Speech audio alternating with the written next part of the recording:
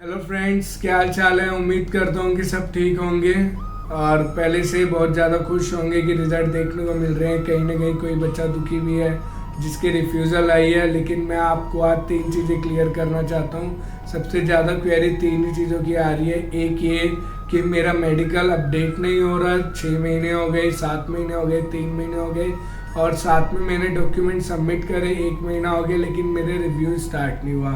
Second ये है कि एसडीएस वालों के रिजल्ट्स आ रहे हैं, नॉन एसडीएस वालों के रिजल्ट नहीं आ रहे। और थर्ड क्वेरी ये है कि सिर्फ क्यूबिक के 50 रिजल्ट्स आ रहे हैं, 40 रिजल्ट्स आ रहे हैं, लेकिन मैं आपको तीनों चीज़ें क्लियर करना चाहता हूँ। पहला मेडिकल, मैं मेडिकल में चाहूँगा सबसे जल्दी आप जितना जल्दी हो सके 3 चीज़ें करें। आपकी फाइल ओपन होने से पहले इन 3 चीज़ों को कर लें।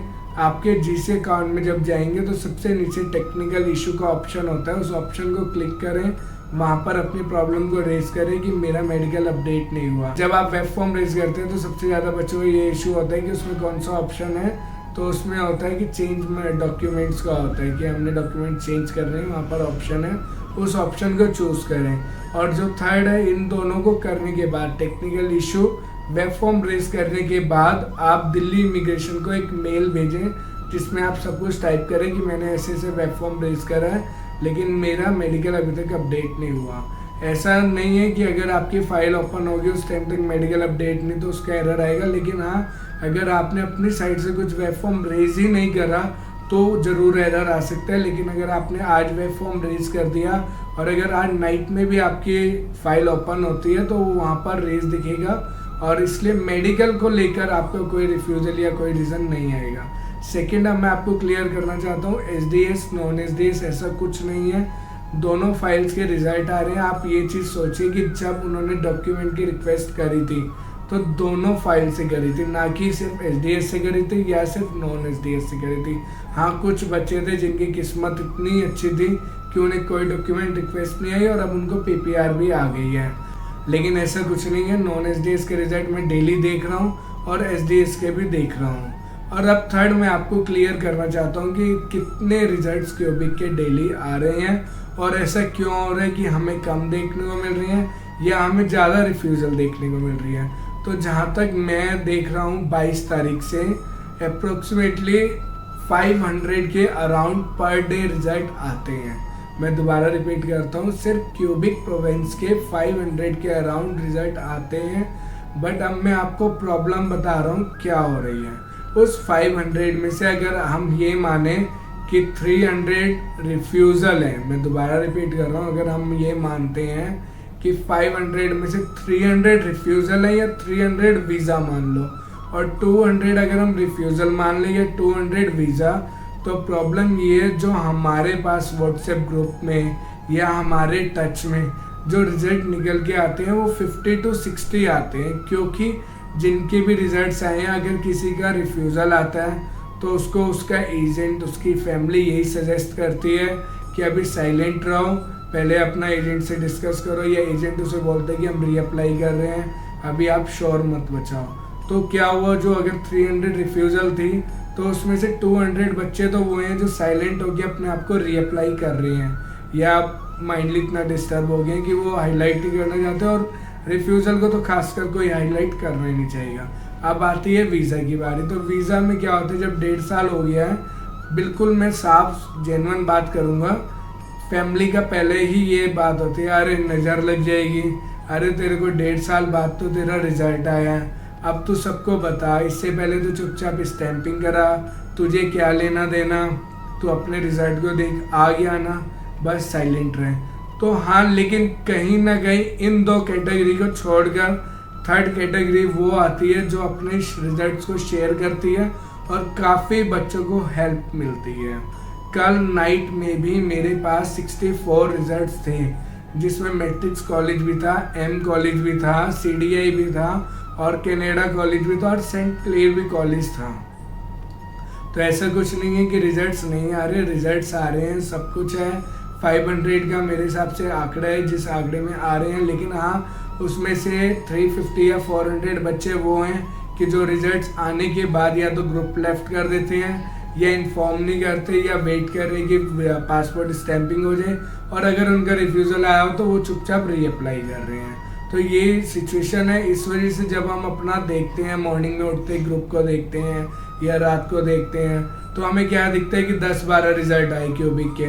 और जब हम दूसरी साइड कंपेयर इन्हें करने लगते हैं कि टोरंटो साइड या जो न्यू फाइल्स हैं उनके रिजल्ट आ रहे हैं, तो न्यू फाइल्स वालों के साथ ऐसी सिचुएशन नहीं है।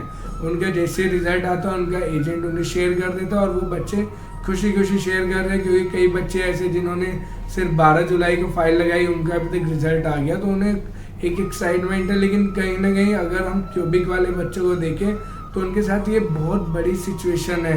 अगर उनका पीपीआर आ रही है तो उनको फैमिली, अगर उनकी जगह मैं आपको एक बात बोलूं, आप भी होंगे ना, तो ठीक है, आप बहुत अच्छा है कि अगर आप शेयर करते हैं, लेकिन आप भी होंगे तो आप भी यही कोशिश करेंगे चल अब साइलेंट हो जा, आ गया जो आ गया, मैं अपना स्टैंपिंग करवाऊँ, या अगर रब ना करे रिफ्यूज़ल आ गया तो मैं अपना रीअप्लाई करूँ।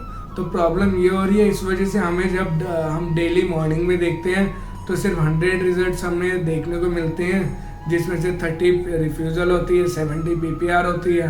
तो हमें ये लगने लगता है रिफ्यूज़ल का रेशो भी बहुत हाई हो गया। और अब मैं आपको रिफ्यूज़ल का मेन रीज़न जो मेरे सामने आए हैं वो 2 ही रीज़न सबसे ज़्यादा आ रहे हैं। एक रीज़न ये कि 90% फाइल्स वो हैं जिनमें पहले रिप्रेजेंटेटिव फॉर्म था और अब नहीं है, या अब है पहले नहीं था। और सेकेंड वो केस है जिनके फाइल्स बहुत लेट एडिशनल डॉक्यूमेंट सबमिट हुए। और थर्ड जो मेन बेसिक रीज़न है वो एसओपी। अभी भी आधे से ज़्यादा बच्चों ने क्या करा, अपने एजेंट्स पे छोड़ दिया और एजेंट्स ने सेम पैटर्न की एसओपी सब बच्चों के लिए लगाई जो उनके पास बच्चे थे। मैं सारे एजेंट्स को नहीं कह रहा, कई एजेंट्स के साथ हुआ।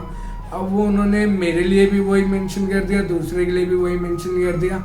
तो जो कंप्यूटर है जो सिलेक्ट करता है वो एक चीज़ को पढ़ेगा, एक बार उसे पास करेगा, 2 बार पास करेगा, लेकिन थर्ड टाइम जब उसके पास सेम चीज़ आती जा रही है, एसओपी वही आ रही है, तो कहीं ना कहीं वो रिफ्यूज़ल के एक कारण बन रही है।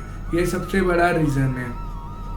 और फिर भी अगर रिफ्यूज़ल आई आप तो भी मेरे से एक बार डिस्कस करके रीअप्लाई करें, या उसमें अपील करनी है तो मेरे से एक बार डिस्कस कर लें, मैं आपको सब कुछ क्लियर कर दूंगा। और एसओपी के लिए मैं स्पेशल, मेरे पास एक बंदा है जो आपको अच्छे से क्लियर करेगा कि एसओपी में अब क्या मेंशन करना है। तो इतनी जल्दी रीअप्लाई के एक्शन लें, लेकिन इतनी जल्दी भी ना करें कि अब किसी से डिस्कस ही ना करें। ऐसा कुछ नहीं, अगर आ गई है तो डिस्कस करके बड़े ध्यान से कदम रखें कि दोबारा रिफ्यूज़ल ना आए। और ऐसा कुछ नहीं है, रिजल्ट का स्केल बहुत अच्छा है, 500 पर डे का है। लेकिन हाँ, अगर हम कंपेयर करें इन्हें बाकी प्रोविंसेस से तो उनका ज़्यादा, उसका भी एक मेन रीज़न ये है कि वो जो सितंबर इनटेक वाले बच्चे हैं उन्हें 6 अगस्त तक क्लियर करना चाह रहे हैं, कि जिससे पहले उनकी फाइल्स क्लियर हो जाएं और वो ऑफ कैंपस आके पढ़ने लायक बने। और क्योंकि हम कहीं ना कहीं जो बच्चे हैं क्यूबिक वाले ऑनलाइन स्टडी कर रहे हैं, उन्हें पता है AIP दी हुई है, तो वो 500 है। लेकिन जैसे ही उनका आजकल में सितंबर इनटेक वालों की फाइल्स क्लियर होंगी तो हमारी स्पीड ये 500 से आई थिंक मेरे को जो लगता है वो 1500-2000 हो जाएगी और 6 अगस्त के आसपास तक हमारे सबके रिजल्ट आ जाएंगे। फिर भी अगर इससे अलग आपको कोई भी क्वेरी है तो आप मेरे से जब मर्जी कॉन्टेक्ट करें, इंस्टाग्राम, व्हाट्सएप या यूट्यूब है ही। और हाँ, मैंने 2 दिन से यूट्यूब पे कमेंट के भी रिप्लाई नहीं कर पाया क्योंकि बहुत ज़्यादा अर्जेंट था, मैं कहीं बाहर था। उनके भी रिप्लाई सबके दे रहा हूँ और सबके रिजल्ट आ रहे हैं, प्लीज़ वेट करो, सब कुछ अच्छा ही होगा। जिनका रिफ्यूज़ल आया उनको मैं दोबारा कहता हूँ कि अच्छे से डिस्कस करके, इसमें कोई इंसल्ट, कोई बेइज्जती की बात नहीं। अगर रिफ्यूज़ल आ गया वो आपका लक था, चलो आ गया, उसमें आपकी भी गलती हो सकती है, एजेंट की भी हो सकती है, और हो सकता है कि बिना रीज़न का भी हो। तो इस चीज़ को डिस्कस करके जब दोबारा रीअप्लाई करें। Thank you so much. अगर फिर भी कोई क्वेरी है आप जब मर्जी कॉन्टेक्ट करें। Thank you.